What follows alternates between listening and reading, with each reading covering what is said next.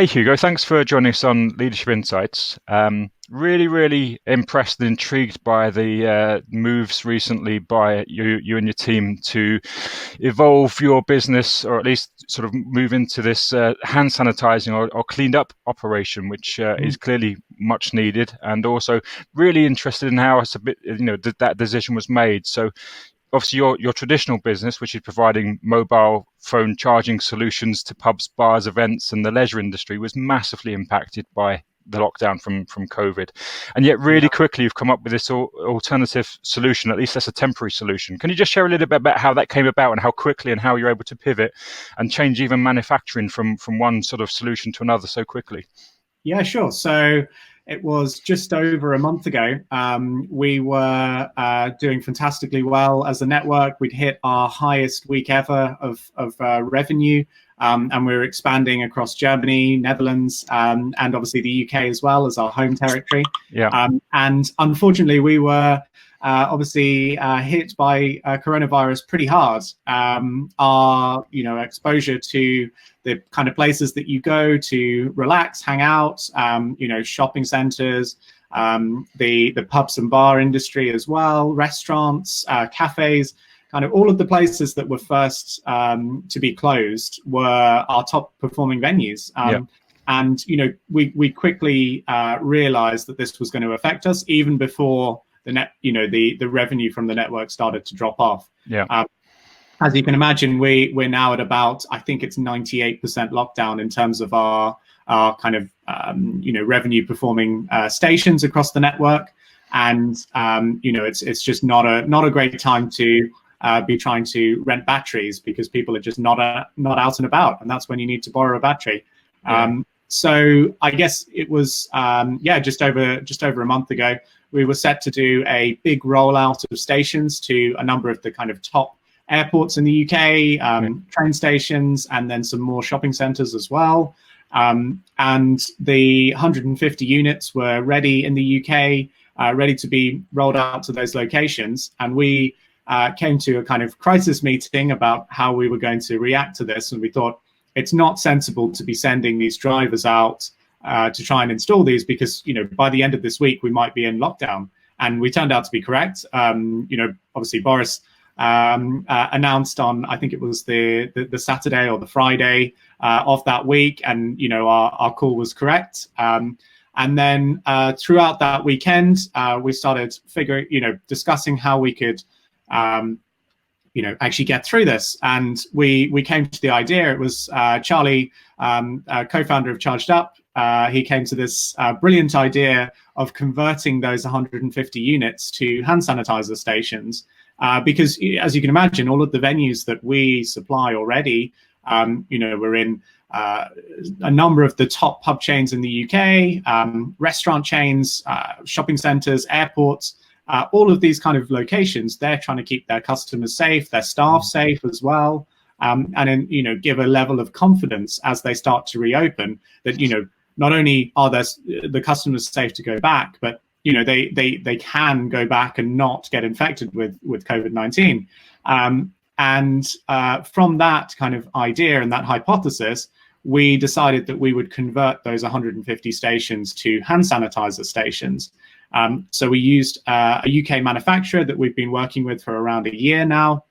They're based up north and are absolutely fantastic.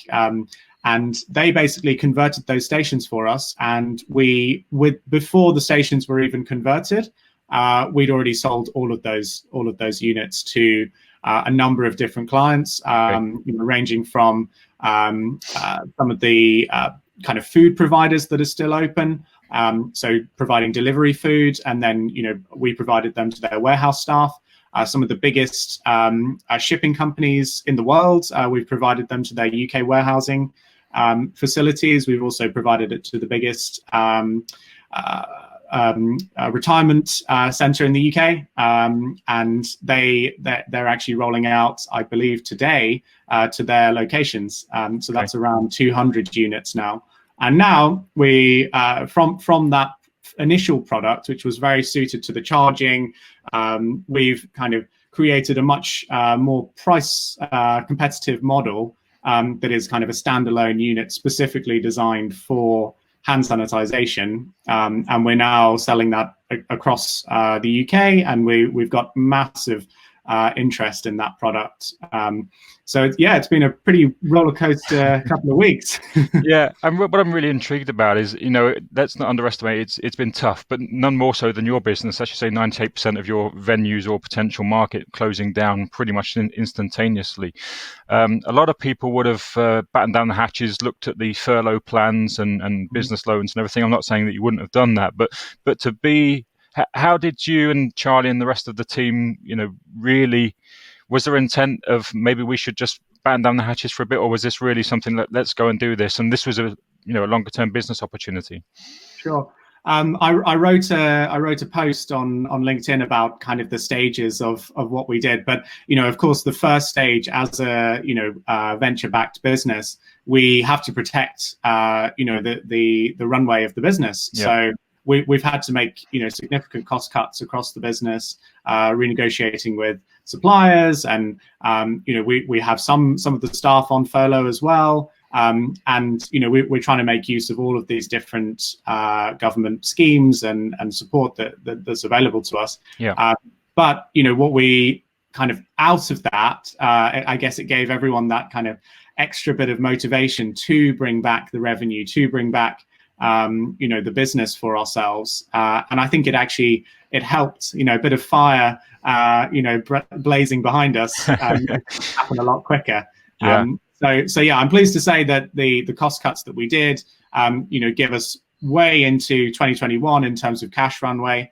And so we're not kind of in any, danger of running out of cash, even if Cleaned Up didn't succeed. But now Cleaned Up is doing so well that kind of is actually throwing out the cash flow model, throwing it out the window. So yeah, it's been a really interesting kind of pivot, and yeah, it's really fun journey. Yeah, I'm sure it has been. You touched on something there interestingly.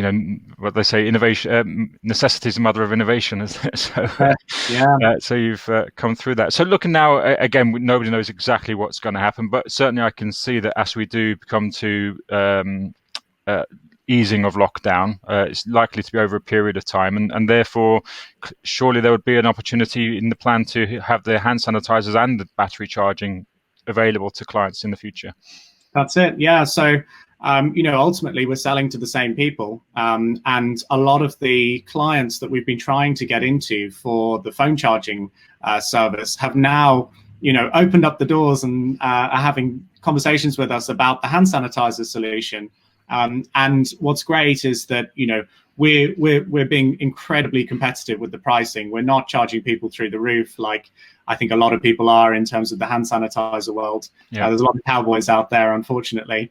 We've tried to really keep things very tight, because ultimately we're in this for the long game. We want to get them as a venue for charging down the line, and if we make a quick buck now, yeah. It's not gonna come back and help us down the line.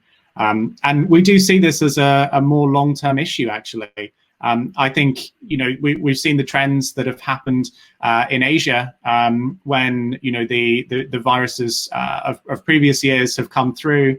There's a lot more mask wearing. There's a lot more sanitization that goes on. Yeah. Just take Hong Kong as an example. In a lot of buildings, there's an hourly, 1 hour a day, every surface is sanitized to prevent the spread of any future viruses, and that's something that's been going on for years now. So I don't think this is just something that's going to be affecting people for the next couple of months. I think it's going to be something that's a bit more long term. Who knows how long term it is, but we're kind of quite happy to provide this service and ride the wave of being able to help people with our Cleaned Up stations, with the hope that they will kind of repay the favor and take our charging stations down the line. Sure. And so another revenue stream potentially in the longer term, if things do continue as they is likely to be, that we will be much more sensitive to viruses and to the cleanliness generally.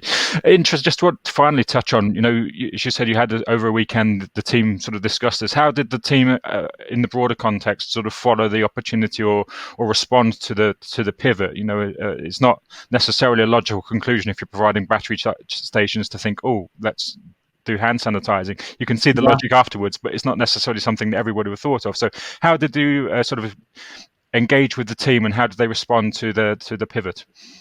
Sure. So we created a number of different experiments of businesses that we could run. We called them COVID-proof business models. We span up a Slack channel, and we had a number of kind of groups working on different ideas. A number of those ideas, as you can see, have not come to fruition, but they're kind of in our back pocket for potentially later down the line. We're always trying to support our venue partners in any way that we can. And we've got an absolutely fantastic, tech team that can build pretty much anything you could imagine. We've got an amazing operations team that can, service anything in the country, and, can create amazingly, robust processes around that. So, I guess what we did is look at the abilities of the team that we have and those kind of things that make Charged Up, slightly different to every other company, and just started, just throwing ideas against the wall to see if they would stick. But clearly the cleaned up one is the most advanced. Yeah. We've got a number of other projects that are in the pipeline that you may see very shortly in terms of, around the cleaned up project or around supporting our venues in general. Okay. Awesome. Listen, I appreciate you sharing the time, and I say real fair play to you and the team for executing so well. I know some of the team, of course. I think that's the important factor, is having the ideas, having the balls, for want of another word, of courage, if you like, and also having the right people around you is essential. But if you have all of those things, then you can ride the difficulties, whatever they might be in any business. Yeah. Well, this is it. Startups are born out of great uncertainty and change. And you can build a really interesting business out of that. And, we decided to grab the opportunity with both hands rather than just kind of, sit and wait for the, the troubles to pass. And I guess, hopefully we'll look back in a few years' time and be very glad that we did. And it'll end up being a great success. Yeah, no, absolutely. Thanks very much, for Hugo, for sharing that with us. And we'll, in the links below, sort of refer back to the story and to the cleaned up station, so people can have a little bit of a further look. But again, thanks for just sharing that sort of leadership experiment, if you like, as a young team, coming up with a great solution and implementing it so quickly.